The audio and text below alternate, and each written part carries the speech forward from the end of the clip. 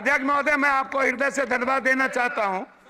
सबसे पहले मैं माननीय मंत्री महोदय जी, मैं आपको शिक्षक जो सरकारी स्कूल में शिक्षक हैं उनमें और प्राइवेट स्कूल में शिक्षक हैं, उनकी दोनों की गुणवत्ता, आपसे मेरा आग्रह है कि शिक्षक की गुणवत्ता को जब तक आप समय समय पर 3 साल, 2 साल, 4 साल, 6 साल के अंदर 3 पीरियड के अंदर उसका एग्जामिनेशन या उसकी ट्रेनिंग पीरियड को आप नहीं लेंगे तो सरकारी स्कूल के जो बच्चे हैं वो बेहतर भविष्य उनकी सुरक्षित नहीं होगी। तीसरी चीज, जितना सरकारी स्कूल में और कॉलेजेस में बच्चे हैं 400, 800, 600, 700, क्लास इतने कम है। 8 क्लास है, 9 रूम है, 8 रूम है, 7 रूम है। और स्थिति यह है स्कूल और कॉलेज में कि 20% बच्ची के लिए मात्र शौचालय बना हुआ है। पानी कहीं भी सरकारी स्कूल में। सदस्य, आप 6 बार मेंबर पार्लियामेंट हो ना? जी जी, 6 टाइम है ना। अब स्कूल का क्लासरूम तो उसका राज्य देखेगा, केंद्र देखेगा? नहीं, मैं वो नहीं कह रहा हूं।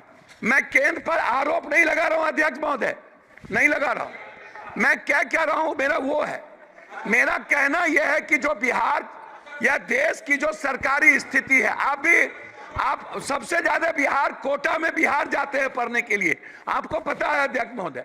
और कोटा में अगले साल लगभग 600 से 700 बच्चे किस तरह डिप्रेस के चलते आत्महत्या किए हैं, आपसे कोई चीज छुपी नहीं है। और आप वहां गार्जियन बन के, हमने कई बार सारे संस्थाओं के चेयरमैन से मैंने बातचीत की है, डिप्रेस में चले जाते हैं।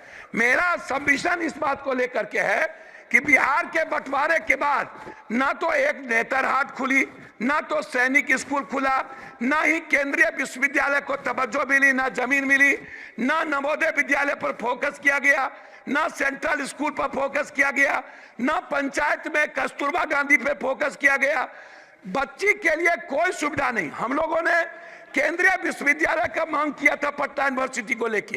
एक केंद्रीय विश्वविद्यालय भारत सरकार के द्वारा मोतिहारी में खुली, जिसका इतना अनैतिक है। शिक्षा मंत्री महोदय, मैं चाहूंगा कि हर परिस्थिति में वहां के जो विश्वविद्यालय के वीसी है उनकी पूरी कदाचार की जांच जो मोतिहारी है उस पर, और पटना केंद्रीय विश्वविद्यालय को बनाने का मेरा आपसे आग्रह हो रहा है। एक पूर्णिया कोसी सीमांचल का पूरा दूसरा उपराजधानी, मैं पॉइंट पर दूसरी उपराजधानी है मेरा, मैं 2 मिनट में खत्म कर दूंगा अध्यक्ष महोदय, थोड़ा दूसरी उपराजधानी है।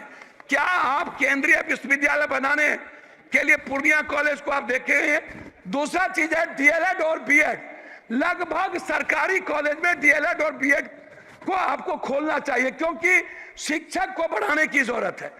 उसमें हम कस्बा में और जगह चाहते हैं, इंटर कॉलेज को हम चाहते हैं रुपौली, और साथ साथ हम चाहते हैं कोढ़ा। इंटर कॉलेज हमारे क्षेत्र में सबसे ज्यादा कम है, उसमें हम आगे आपसे आग्रह करेंगे। आंगनबाड़ी पर आपसे आग्रह यह है कि आंगनबाड़ी के बारे में एक सोच बन गई है कि यहाँ अत्यंत पिछड़ा दलित आदिवासी खिचड़ी खाएंगे, आगे वो चले जाएंगे। आंगनबाड़ी की सेविका की ना तो उसका क्वालिटी है, ना कोई क्वांटिटी है, ना उनकी तनख्वाह बढ़ती है, और ना ही बच्चों को आने का कोई सुविधा है। मेरा आग्रह इतना है आपसे कि जो बच्चे जाएं, जो कॉलेज के बच्चे हैं, लगभग कोचिंग के लिए बाहर जाते हैं, क्लास से बच्चे चले जाते हैं, स्कूल के बच्चे खिचड़ी खाने के बाद 80% चले जाते हैं, वो नहीं पढ़ते हैं। कॉलेज के बच्चे नहीं पढ़ते हैं, वो कोचिंग में चले जाते हैं। ये जैसे डीपीएस है, डीपीएस पर हाई कोर्ट ने कहा है, मैं लास्ट कर रहा हूं, हाई कोर्ट का आदेश है डीपीएस पैसा बहुत ज्यादा लेता है, उसको रोक लगाया जाए, नहीं लिया जाए। डीपीएस के जो संस्थापक है वो लगातार गलत कर रहे हैं। अध्यक्ष महोदय एक सेकंड में 2 मिनट में बात खत्म करिए तो अध्यक्ष महोदय एक सेकंड में, अध्यक्ष महोदय एक सेकंड। यूपीएससी, बीपीएससी या एसएससी का जो एग्जाम होता है, एग्जाम के बाद उसके जो रिजल्ट है वो 3 महीना 4 महीना बाद क्यों? इससे बच्चे के भीतर डर है कि हमारी हेराफेरी होती है।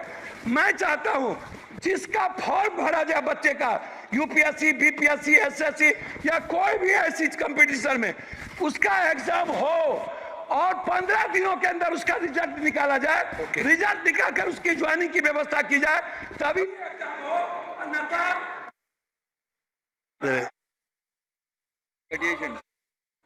माननीय सदस्य, अध्यक्ष, घड़ी देख लो और बोल लो। 2 मिनट से ज्यादा बोलना हो तो बैठ जाओ और 2 मिनट में खत्म करना हो तो बोलो।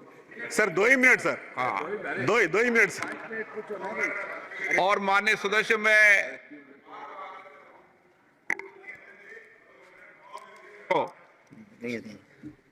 कभी भी जब आपको कह दिया जाए कि समय समाप्त हो तो एक बार इशारा समझ जाएं।